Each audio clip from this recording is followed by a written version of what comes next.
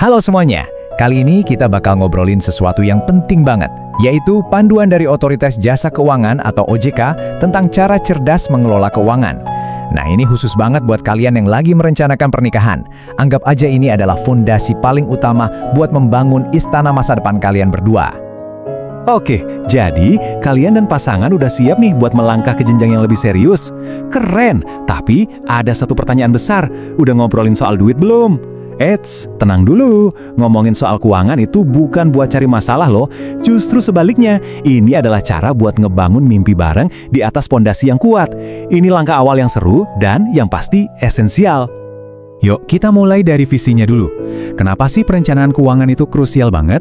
Soalnya, ini tuh bukan sekedar ngomongin angka, tapi soal gimana caranya dua mimpi bisa jadi satu tujuan yang nyata.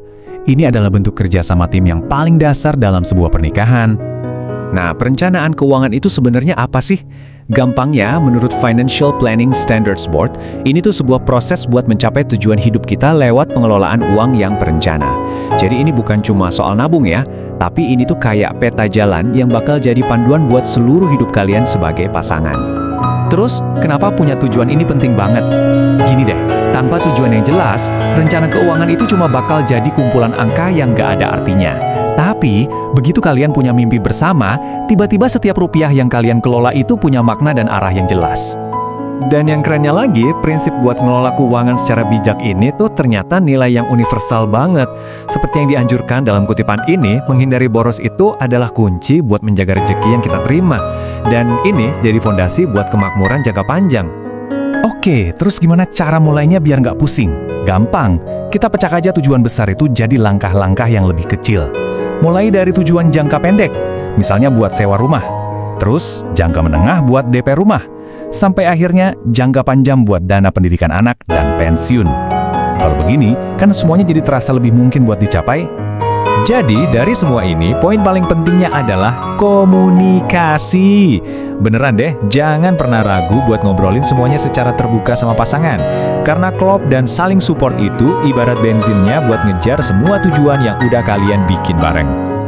Oke, teorinya udah dapat. Sekarang yuk kita masuk ke bagian yang paling seru. Gimana cara prakteknya? Di sini kita bakal bahas cara bikin cetak biru keuangan keluarga kalian, mulai dari bikin anggaran sampai paham prinsip-prinsip dasarnya. Nih ada rumus simpel yang bisa banget kalian pakai, aturan 10-20-30-40.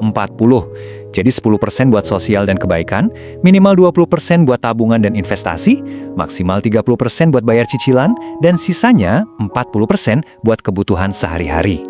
Ini cara gampang buat mastiin semua pos keuangan kalian aman terkendali. Langkah pertama buat ngelola pengeluaran adalah bisa bedain dengan jelas mana kebutuhan dan mana keinginan. Kebutuhan itu yang penting buat hidup, kayak makan, tempat tinggal. Kalau keinginan, itu yang bikin hidup lebih asyik, tapi sebetulnya nggak wajib. Kalau udah paham ini, cara kalian lihat pengeluaran pasti bakal berubah total. Tahu nggak sih, ternyata nggak semua utang itu jahat loh. Ada yang namanya utang baik, contohnya KPR rumah. Kenapa baik? Karena dipakai buat beli aset yang nilainya bisa naik. Nah, ada juga utang buruk. Biasanya buat hal-hal konsumtif yang nilainya cepet turun.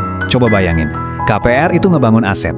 Sementara utang kartu kredit buat gadget terbaru itu beli barang yang nilainya langsung anjlok. Beda banget kan?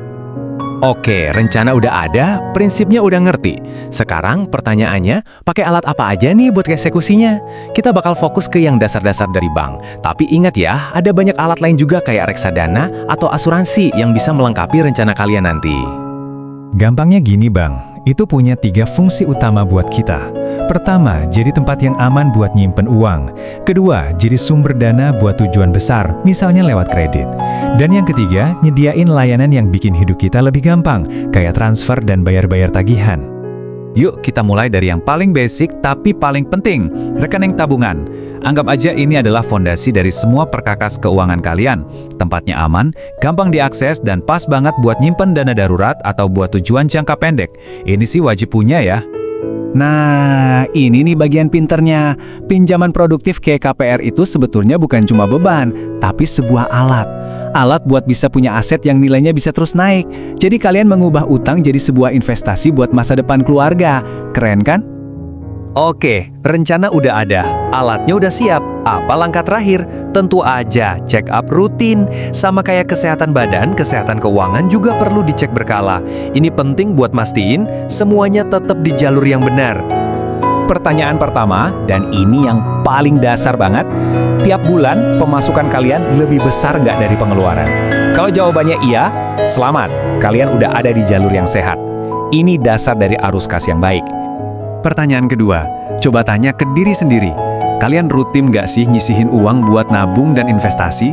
Ingat prinsip emas, bayar diri sendiri dulu. Ini nunjukin seberapa serius kalian memprioritaskan masa depan. Ketiga, gimana soal utang?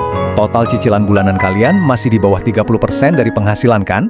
Menjaga rasio ini tuh penting banget supaya utang nggak jadi beban dan ngeganggu tujuan keuangan kalian yang lain. Dan pertanyaan terakhir, tapi ini krusial banget. Kalian udah punya dana darurat belum? Ini tuh jaring pengaman finansial kalian. Kalau ada hal-hal tak terduga, kalian nggak perlu ngorbanin impian jangka panjang. Terus, idealnya berapa sih? Nah, sebagai target awal yang bagus, coba deh kumpulin minimal 3 kali lipat dari pengeluaran bulanan kalian. Ini angka yang jelas dan bisa jadi tujuan pertama kalian buat ngebangun jaring pengaman itu. Ingat ya, kalian nggak sendirian kok di perjalanan ini. Kalau bingung, ada pertanyaan atau masalah terkait produk keuangan, OJK itu siap bantu lewat layanan perlindungan konsumen dan informasinya. Jadi jangan pernah ragu buat cari bantuan yang tepat. Oke, sebagai penutup, saya punya satu pertanyaan. Bukan buat dijawab sekarang, tapi buat kalian obrolin berdua nanti setelah ini. Siap? Pertanyaannya adalah, apa tujuan keuangan pertama yang akan kalian wujudkan bersama? Selamat merencanakan masa depan bareng ya!